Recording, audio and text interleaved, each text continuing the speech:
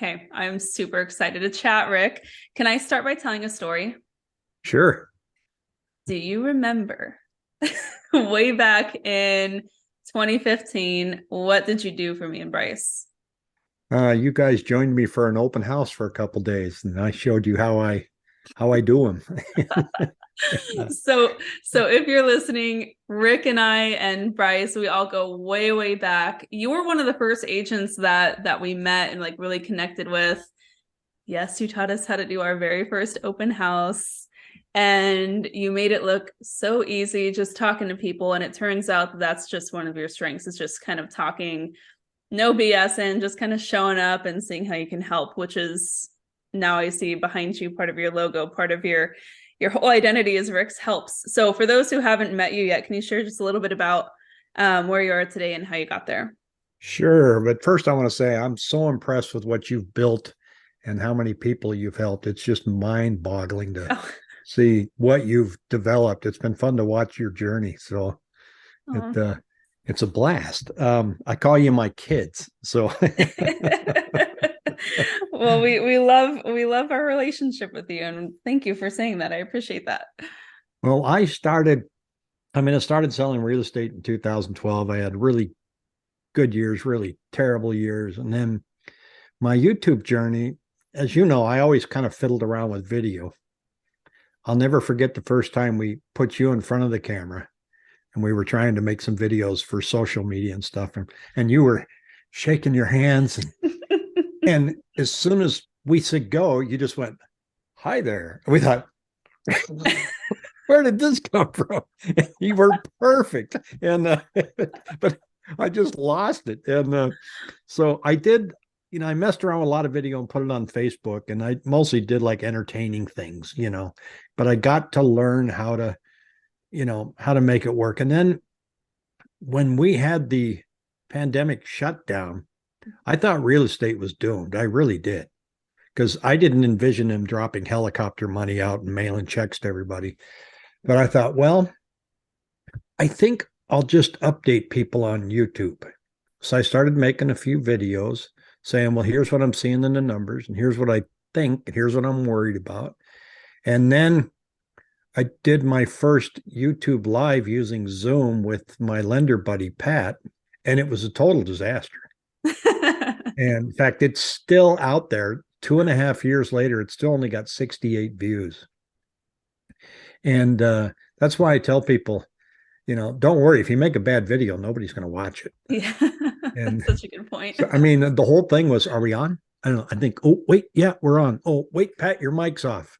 Okay, your mic's on, but you turned your camera off. It's hilarious. And so then I thought, I'm seeing a lot of live streams. All these guys were updating people on when are you going to get your next stimulus check? And they were getting a lot of traffic. And I had 150 subscribers. So I learned how to live stream. And I used a service called, well, actually, I used OBS, open based software, Mhm. which is kind of complicated for live streaming. But I started getting on every morning at 8:30. Then I realized over time that can get kind of stale because, real estate doesn't change from Monday to Tuesday. And so I just kept going, and I do maybe 2 live streams a week and then just upload a couple more during the week on different topics. And it took off. That's so cool. So you had you were tinkering with a lot of video and just AV stuff prior to that. But it seems like even just some of the stuff you were doing with live streaming and at least just making a routine out of posting more on YouTube with the straight up idea of generating clients or at least keeping in touch with your client base, that was still kind of a new thing for you to do. Like it wasn't like you had been doing it forever. Yeah. And what I found was it's not about the quality. It's just about the content and the consistency. Hmm. After a while, people will call me and go, "I've been watching you for over a year," and they feel like they know me, and so I got with practice.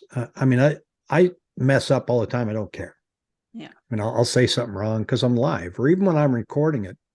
Um, if I record something to upload later, I don't go in and edit out my mistakes. I just turn the camera on and it's me. Yeah. Yeah. I So kind of got over that too at some point. You just, because otherwise it's going to take too much time if you're trying to get all the ums out. oh, I know people. So I edited it and I uploaded it 7 times and I changed it.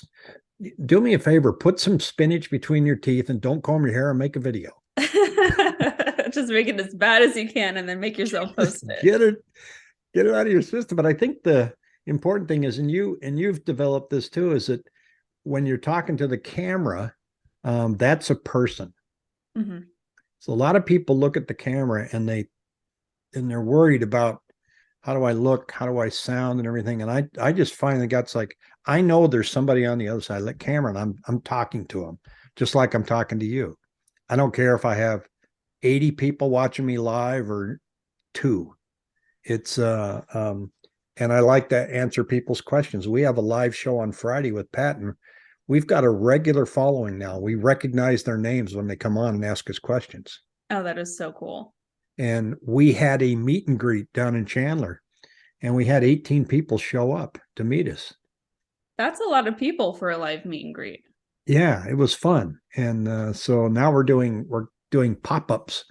We'll just send out a message, go, hey, we're going to be at Oso Brewery down in Tempe at 5 o'clock. Join us. We had 6 people. So I think that's one of the benefits of going hyper local with your content. How, when you're sharing content, what exactly are you guys sharing? Is it like specific parts of town or just Arizona real estate specific? Pretty much everything that the Cromford market covers. Okay. So, because that's such a great resource for us realtors here in Maricopa County, and they're all Maricopa County and parts of Pinal. And so I'm really able to. People like if I take time to drill down into details. Like let's see what's going on with um, pending listings, and let's go through a few cities. Um, Here's where inventory is today. Here's what the Cromford Market Index says. And so, like today, I'm going to film one, and I've got 1, 2, 3. I've got 4 tabs up. So I'm looking at the Cromford Market Index, listings under contract, and active listings, and median sales price. And if I vary from this, let's say I wanted to do one on the top 5 reasons to live in Arizona, because I've established this niche of sharing data, I don't Mm-hmm. have any views. It's Yeah. like, and How they'll long make comments, where's the data? how long did it take you to kind of fall on that niche? And did you do it just out of repetition, or did you find that people really were liking the data? Like, did you respond to the audience, or did you just kind of do it yourself? Yeah, I hear a lot of people say, I just don't know what kind of topic to put out there. And if you start putting out content, people will ask you questions. And then I kind of let the questions steer me towards what it is they actually wanted. So the audience steered me towards providing more and more data.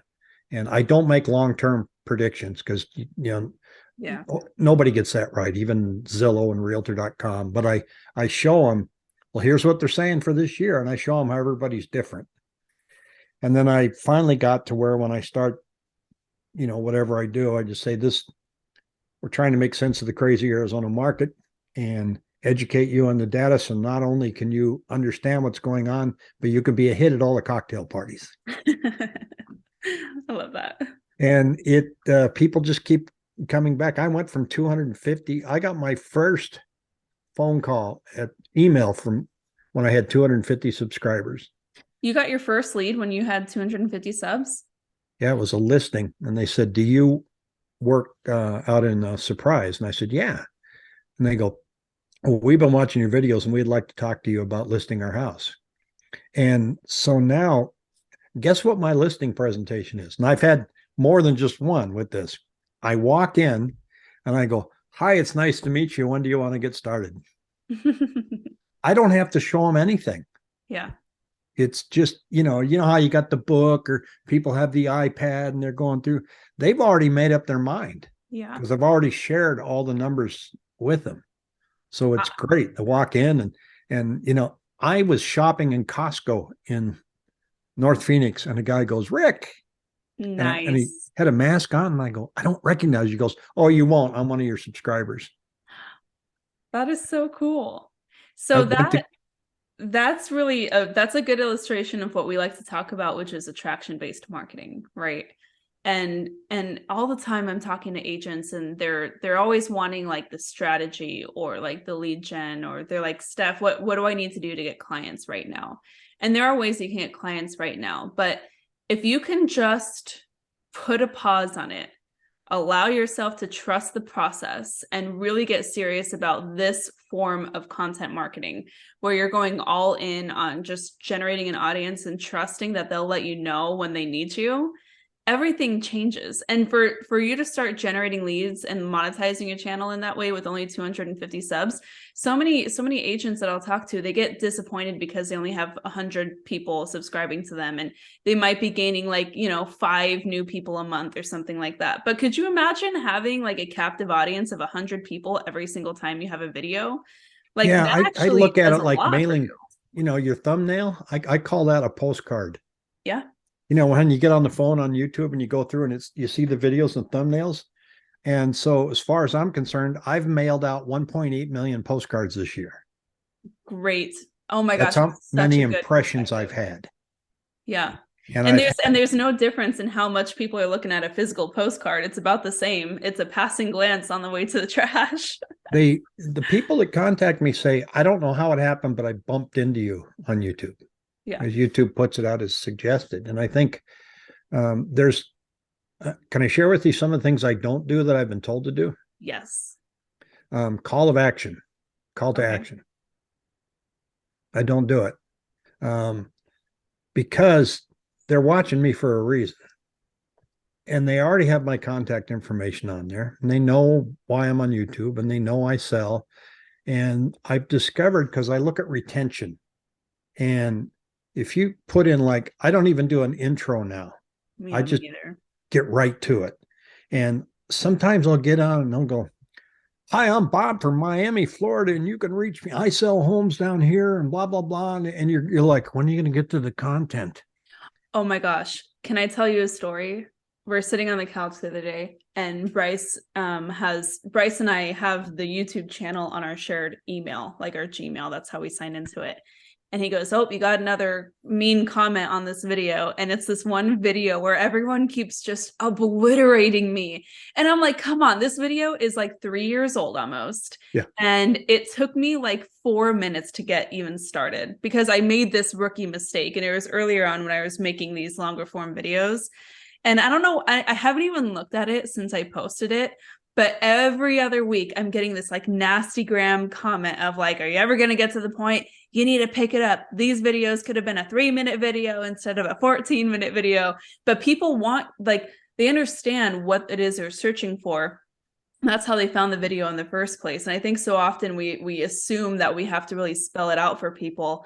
Whereas you just, like you said, you have to get to the point because they're searching for value, and you've got to deliver once they find it.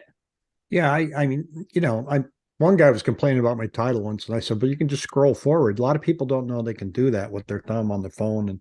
I thought, well, why put them through the aggravation? You can do tricks where you can say, we're going to talk about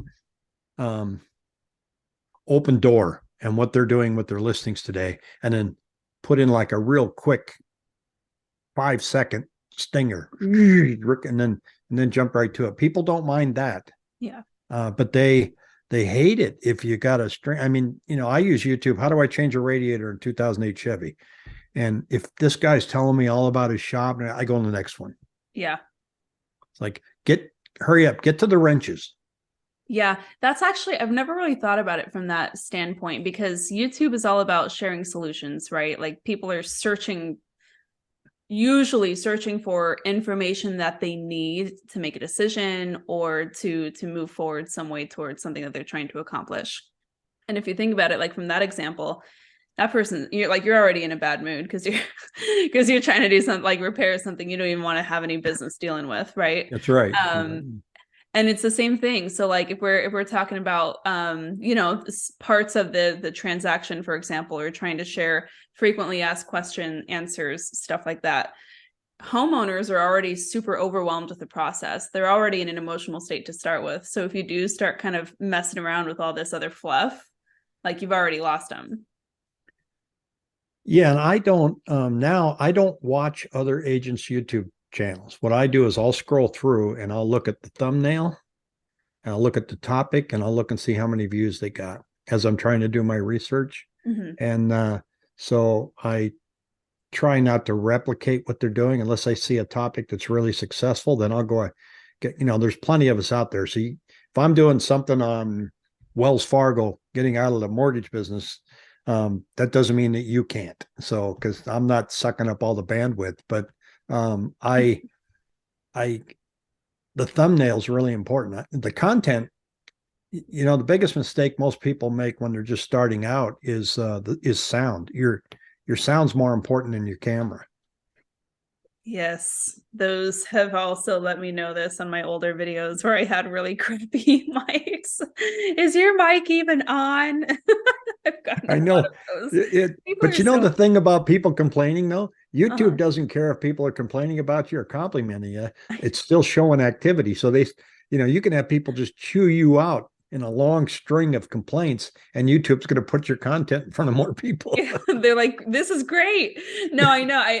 And Bryce was saying the other day, he's like, you're really good at just letting these roll off your back. And I'm like, actually, Well, I'm just, sometimes you just can't, though. I mean, yeah, yeah, I had a guy the other day. I did a video on water because it's a big topic. yeah. And this guy goes, "What do you care? You're not going to be around then anyway." And, That's and mean. and so I noticed that my subscribers started coming to my defense. One person said, "Do you have any activity going on from the neck up?" That's amazing. I've gotten a couple. I've gotten the you should lose the tattoos because I've got a couple tattoos on my forearms. I've gotten that. And then the other day I had pardon my French, but I had a boomer message me on a YouTube video where I was talking about how to do something on social media. Literally, it was a social media video for realtors that I had done. And this guy goes, social media marketing is for lazy people, lazy business owners. And I just thought it was hilarious because I was like, so did you get so far to where you learned what social media marketing was and then decide you were too lazy to try it? My but my favorite response for that is, "And yet here you are." Yeah, yeah. That's a really good one. You, So you so know, I do want to talk about the content strategy that you have. And sure. then I want to talk about the thumbnails because you mentioned two really interesting things and I want to dive deeper on those. Walk me through how you're coming up with content beyond data. Like because you mentioned that sometimes you will look just to see what else is trending. How do you make those decisions? What does that research process look like for you? It's kind of one of those things where you're thinking about it every day. Okay. If you're consistently making videos, so like I always come out with one for Sunday night because we discovered that it does well, and and um I know on Friday morning I'll start scrolling through the Cromford Report. I go to Market Watch, I go to Mortgage News Daily, and I just start reading stuff for about an hour before I go live, and I just roll it over to the screen and say, okay, this is probably valuable information. And then occasionally I will come up with a topic, and it'll just come to me and say, I saw my best video was one just walking around my GoPro talking about how cities are trying to conserve water and why they need to do that.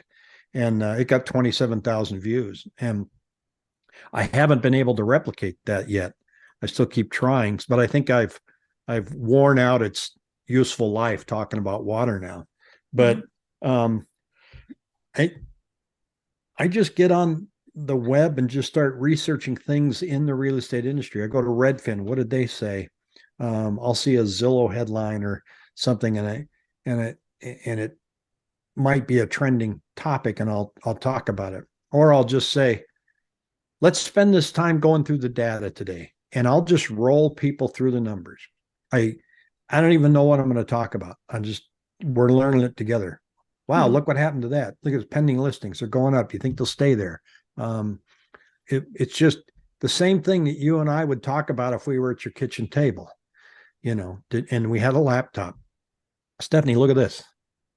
That's how I view it. And so, now as far as thumbnails, I've actually got a guy that's helping me with my thumbnails. Okay. But having said that, I do that because he's really good. But um, I've also copied what he's done, and I use Canva to make thumbnails, which is really easy. Are there any like specific principles that you follow when you're designing it? Like what's the key things that we should know? Because I still haven't figured it out, I feel like. Well, when they look at the thumbnail, do they know right away what your topic is in 3 words? Okay.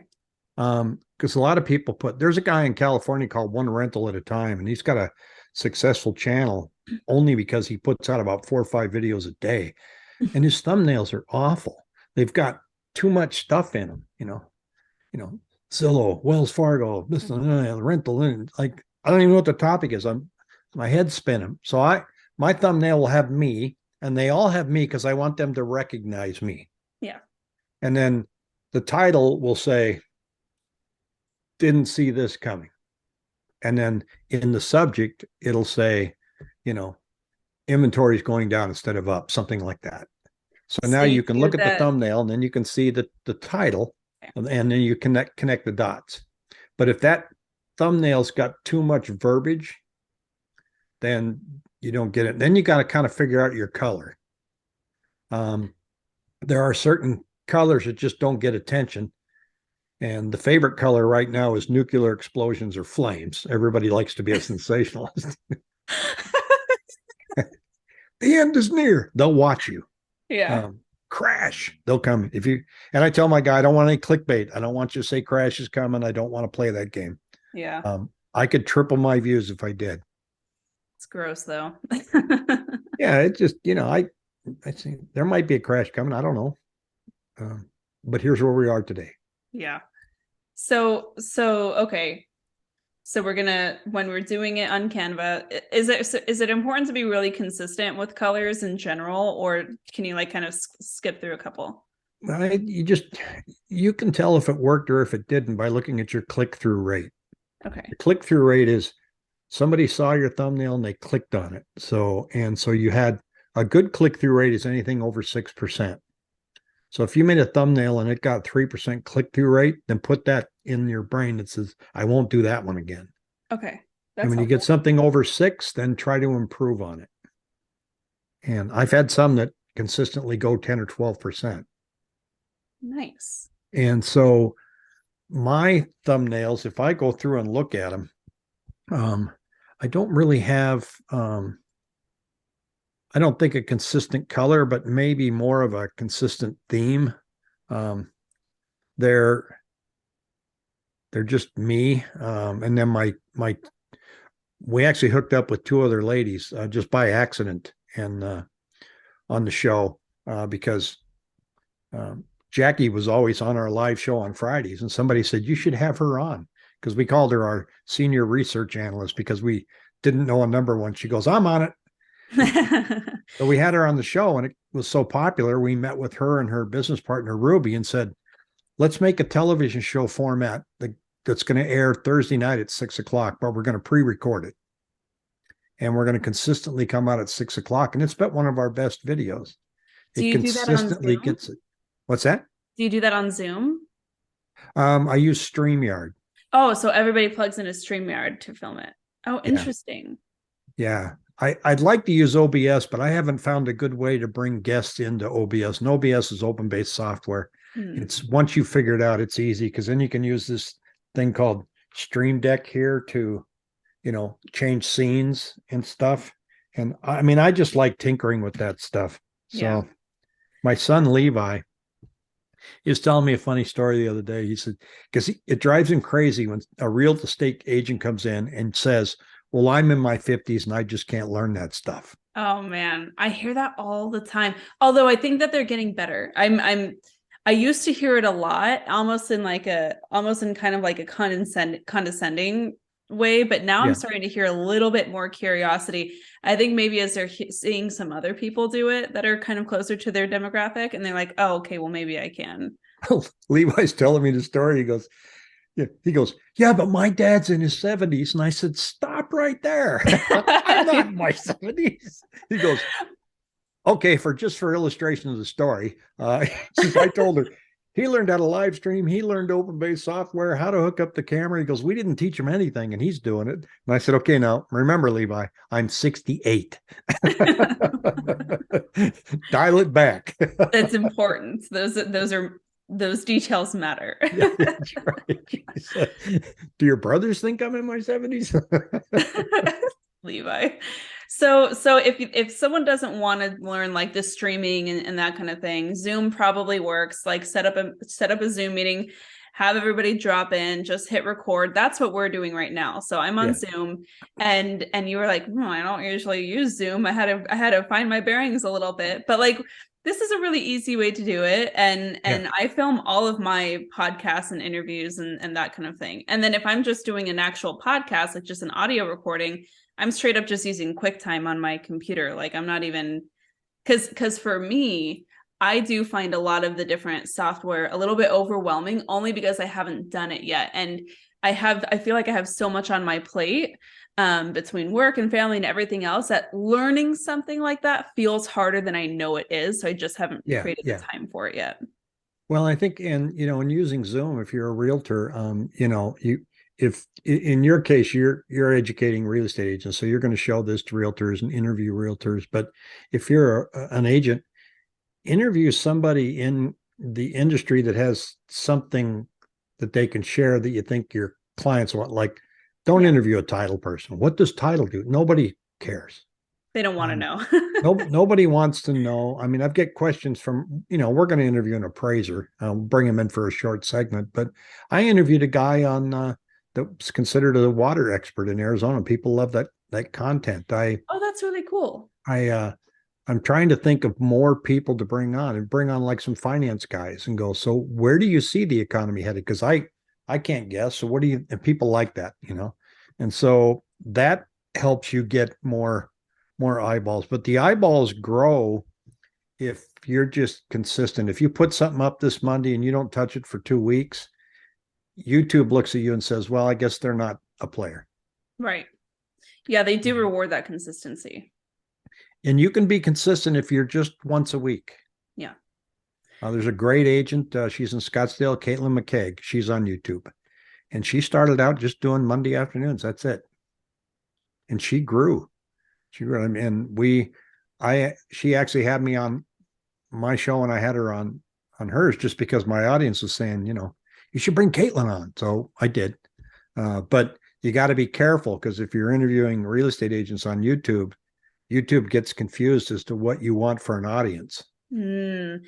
Well, you know what you could do if you do want to. One thing that I love is collaborating with other relocation referral agents, right? So like we're both in Arizona.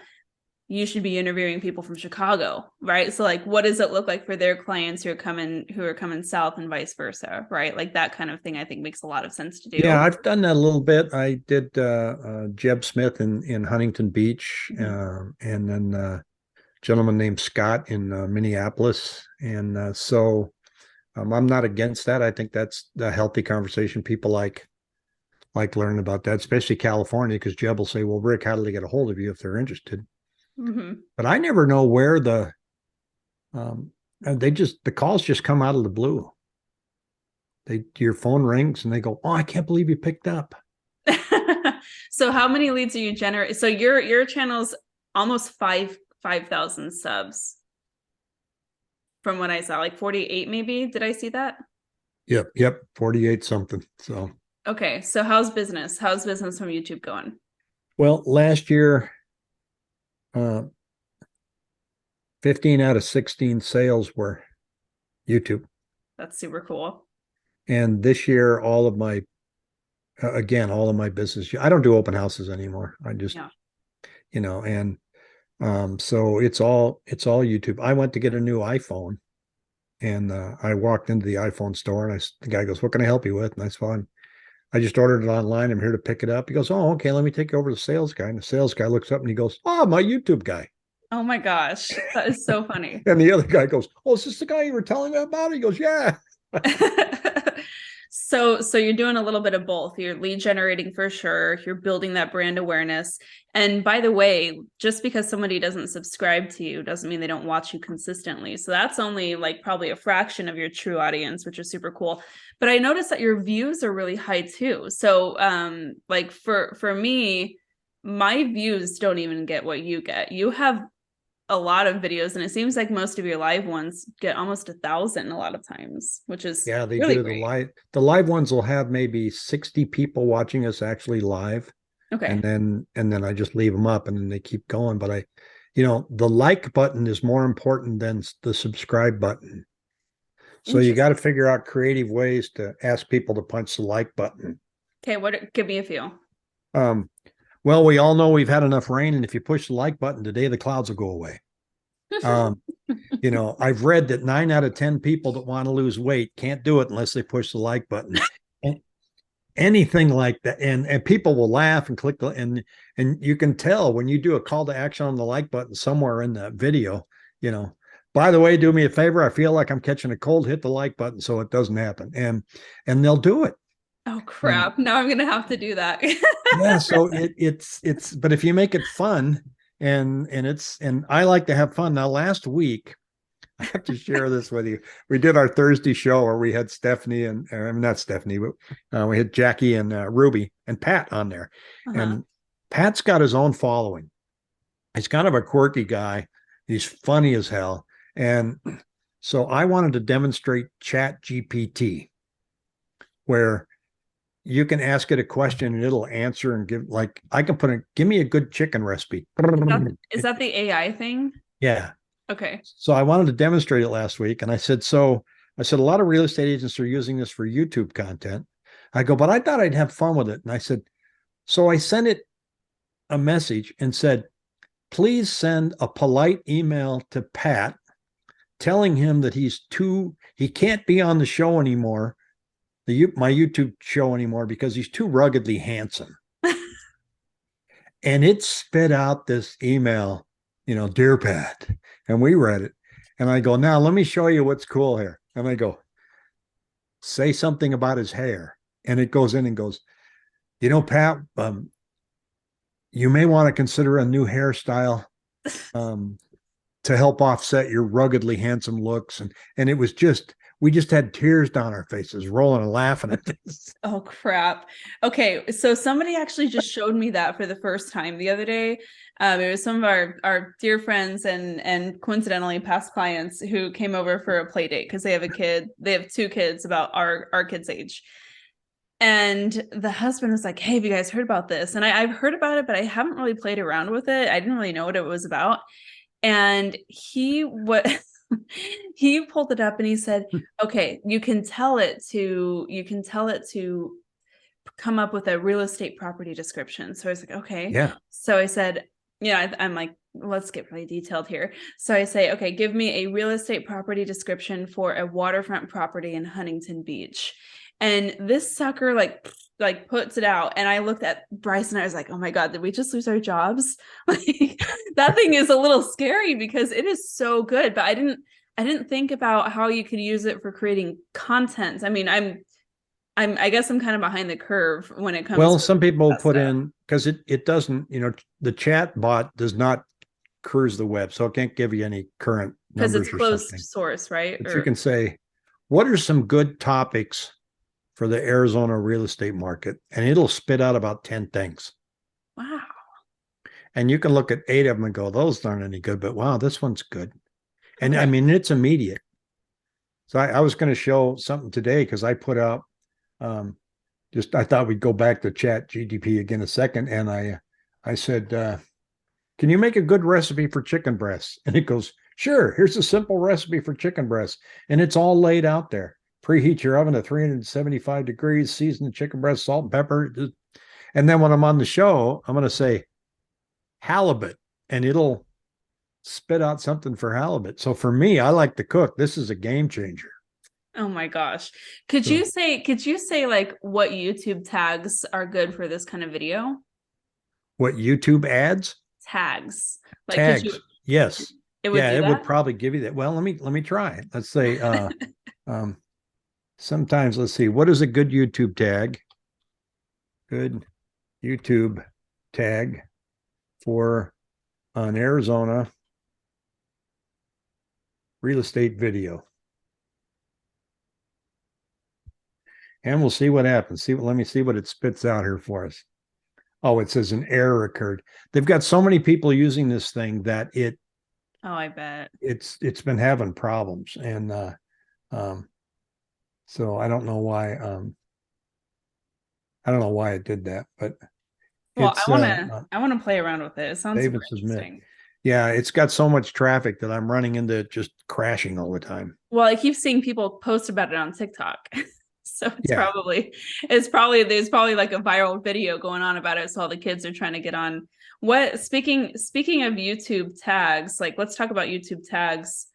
Do those matter at all? they used to. They used to matter a lot. Now, Okay. if I go through my analytics on YouTube, I see that my tags only um, are the result of 1.8% of my views. So nothing. So I've got the same tags that I just leave in there, on my YouTube defaults, but I'm getting them all from suggested. So the tags used to really matter. Now they don't because, when you get on YouTube, people are looking for a subject. So it's helpful to put in a tag that says, Arizona real estate trends, Mm-hmm. um, Arizona real estate news, Huntington Beach properties. That's helpful, but it's more important to just be consistent so that because if I'm watching your video and it's on Arizona and it's just a new listing, YouTube says, oh, okay, Rick likes watching videos of Arizona real estate. So let's suggest another one. And so it puts them out right after your video's done. And Mm-hmm. that's when people they go, I don't know how it happened, but I bumped into you. Okay. So I looked up um, a recipe the other day and it was salmon. And now I'm getting all these salmon recipes. And so that's more important than your keywords. So putting out a lot of consistent content consistently enough for YouTube to have enough of those interactions with your audience to learn who it needs to be pushed out to. Yeah, they want to get to know you. So I mean, one of my best performing videos was just me talking in my travel trailer, baseball hat on, and a travel trailer, and it took off. It did really well. Or inside my truck. Yeah. Um, so after a while, I mean, people, it doesn't have to be. I mean, I got a fancy setup and everything here, but it doesn't have to be that. You can sit on your porch and have the birds in the background and talk about the market as long as your sound's good and they can hear you. They don't care what you look like, or B, whether or not you have a professional studio. In fact, a really fancy professional studio probably turns some people off. Yeah. Yeah, I agree because I love shooting in a studio just for convenience and for me it's a form of accountability too. So just knowing I have this appointment where I have to go, I batch all my videos. That's really helpful and it's really helpful for Bryce on our real estate channel because he has so much camera reluctance. He's like a lot of agents who are like, "Oh my gosh, the moment I get in front of the camera, my skin starts to crawl." And Yeah, he's always been like that. He's always the guy dancing in front of the camera a little bit just because he's like nervous, right? yeah. And so knowing just having that built-in accountability is really helpful for us. But I also do some videos from time to time. I haven't in a while where it's just like that, like me holding my phone, selfie style, maybe sitting on my back patio or whatever. And those almost always outperform even my really good studio ones, which is funny. And I think part of that is because I'm mixing it up a little bit. So people who know the channel are like, oh, this is a little different. Let's check it out. But I agree, people really like authenticity, and it's really important for people to know who you are like as a human and understand what makes you human. And that's, I think, always going to be always going to be a trend, right? Yeah, because I think, I mean, you could talk about the real estate market and felt like December, the Cromford Market Index was starting to improve. And I just said, um, 4 weeks doesn't make a trend. I'm not sure if this is going to stick. If we get more inventory in January, I bet that chart turns around the other way. I'm just guessing, but that's what my gut says. So I'm going to watch that. Well, Mm-hmm. guess what? It inventory didn't increase, and the chart is not going the other way. And but if people watch me consistently, then they'll follow up and go, well, what happened? So I had a $1 bet with Pat that interest rates were not going to come down the first of the year, and they weren't going to go below 6%, and they did. And I had my dollar taped right up here to this lamp. But last week, I passed it to him. I reached past my camera, and then he reached up and grabbed it. Oh, I love that. But he only had a 10. I said, how'd that turn into a 10? That's awesome. Well, I love it. I love how you're keeping it fun, you're keeping it real.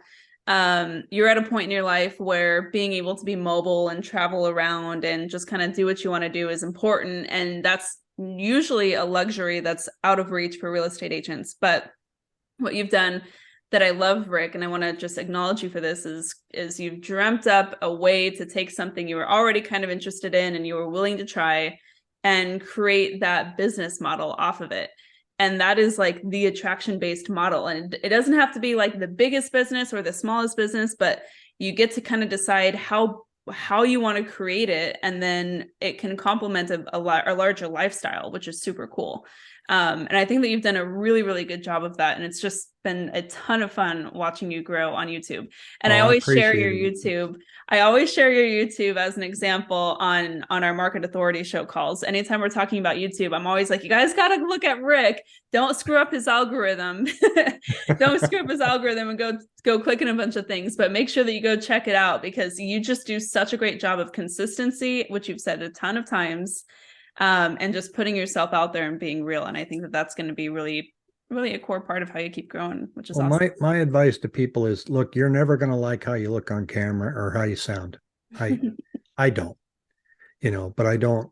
I rarely. I may go through the video to see if I made a real drastic mistake. Like I said, sometimes you can just talk and the numbers are all wrong. Yeah. Like, oh, I didn't mean to say that. So that's the only time I'll edit. Or if I said Lake Powell instead of Lake Mead, and so I'll have to edit or I'll put it in the description. But just don't be afraid of it.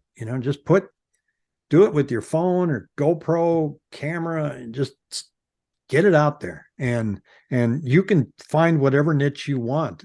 You can be the real estate agent that's an expert on lakefront properties. Yep. um, you're the real estate agent that shares um, new businesses that are coming to town. Anything, as long Anything as you're they into. know. Oh, every time I see Stefanie, she tells me what restaurant's coming. Or I had one lady told me I should start a YouTube channel called Rick's Tips, because every time she asked me for a good restaurant, her and her boyfriend, she goes, "You were never wrong. They were great." But see, that's still just like you saying, that's like just another facet of just being human and not being like this perfect professional business card, walking, talking business card on YouTube. It's just like connecting with people and having a conversation just like you would over dinner. I'm always in a t-shirt. I'm just casual. Love it. Like when I go to meet somebody at a house they want to see, like yesterday, I'm in a t-shirt. And I get out of the truck and they go, nice to meet you. I go, well, it's nice to figure out what you look like. But I don't, like I said on the listing presentation, nice to meet you. When do you want to get started? And that to me was a game changer. So I get on average one call a week. I love that. So it's fun. And and it's only going to keep growing if you want it to, right? Which is awesome. So, Yeah, I'll probably be referring a lot of my business out as I get closer to summer because I'm planning on doing a lot of traveling. But yeah. even when I'm traveling, I'm still going to keep doing Arizona real estate videos with my laptop and my phone. And Yeah. then as people come in, I'll just refer them out. And so Well, I love that for you. something to Um, do. We'll have to circle back because I want to hear how it goes. I want to see like what you continue to learn in the future. For those who haven't connected with your channel yet, or if they want to just kind of like keep watching your journey, or maybe even reach out for any questions they might have, don't bother Rick too much because he's a busy guy. But where can they connect with you? Rick at rickhelps.com. Okay. And I do get a lot of questions that come across there once in a while. Agents that from YouTube reach out, and I more than happy to answer them. So it's it's a fun hobby now. So when you That's a have a good way to fun be. hobby, you like to share it. So That's a good way to be. I love that for you. Well, thanks so much for joining us on the show. This was super fun. I feel like I could talk to you forever about this stuff, but we just love you, and I'm really grateful for you being so generous of your time and sharing a little bit about your experience with us here. well, I appreciate it. I just need to come over and play with the kiddos. So Yeah, anytime, anytime. all right, see you, Stephanie. Thanks.